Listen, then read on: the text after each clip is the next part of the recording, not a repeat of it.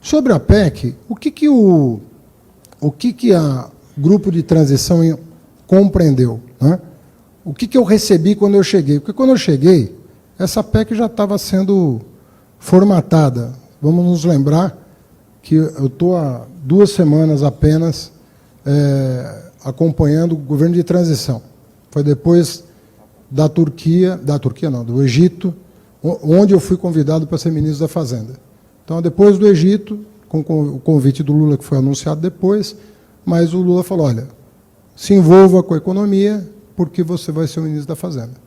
E aí eu comecei com muita discrição, até porque o anúncio não tinha sido feito, eu comecei com muita discrição a me apropriar do que estava sendo encaminhado. Só fui finalmente indicado, né, publicamente na sexta-feira. Então, nós estamos falando de 4 dias.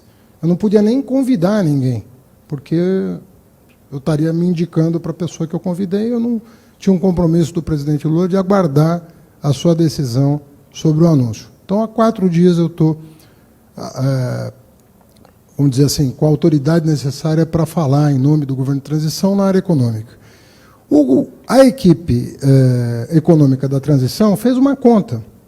Qual é o orçamento de 2023 que tem que ser aprovado para que o presidente Lula tenha, no seu primeiro ano de governo, o mesmo valor que teve o Bolsonaro no seu último ano de governo, despesa como proporção do PIB. Ok? É um conceito bastante simples de entender. Não é? Por quê? Porque o presidente Bolsonaro autorizou uma série de despesas no meio do ano, né, em função do calendário eleitoral. Quando você anualiza isso, você tem que dobrar. E veja que, com tudo isso, o governo não conseguirá fechar 2022 sem a aprovação da PEC. Então, se nós temos que contar a verdade para a sociedade. Porque número, não tem fake news em torno de número. Eu falava aqui da fila do INSS. O desespero bateu, tiraram os filtros todos, que eram meticulosamente observados para a entrada de um beneficiário da Previdência, os filtros foram removidos e entrou todo mundo, às vésperas da eleição. Anualiza a despesa, dá 16 bi. E por aí vai. Auxílio Brasil, Previdência, tudo isso. Então, quando você faz um orçamento igual ao desse ano, como proporção do PIB, você já vai ter que fazer acomodação de muita coisa que não estava prevista. Então, e isso dá 150 bilhões. Só para que vocês tenham uma ideia. Hã? A PEC está prevendo um aumento da despesa em proporção do PIB. Como proporção do PIB, não.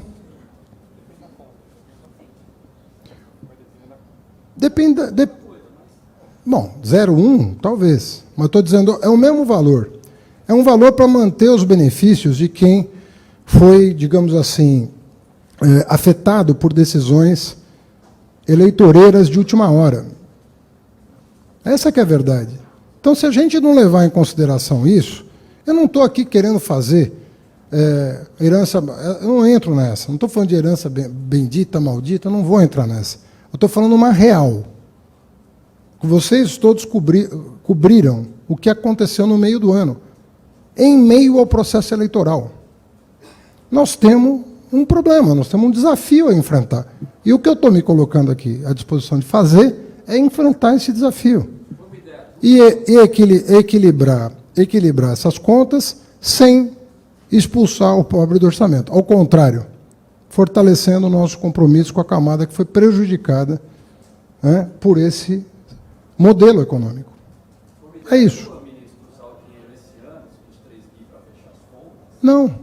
Conforme eu te falei, quando eu cheguei, a PEC já tinha sido apresentada. Aliás, eu soube pelo jornal, porque eu tinha sido convidado no Egito com o compromisso de que ia aguardar o momento mais oportuno, segundo o presidente, de anunciar meu nome. Então, eu, quando voltei do Egito, me apropriei do que estava acontecendo. Qual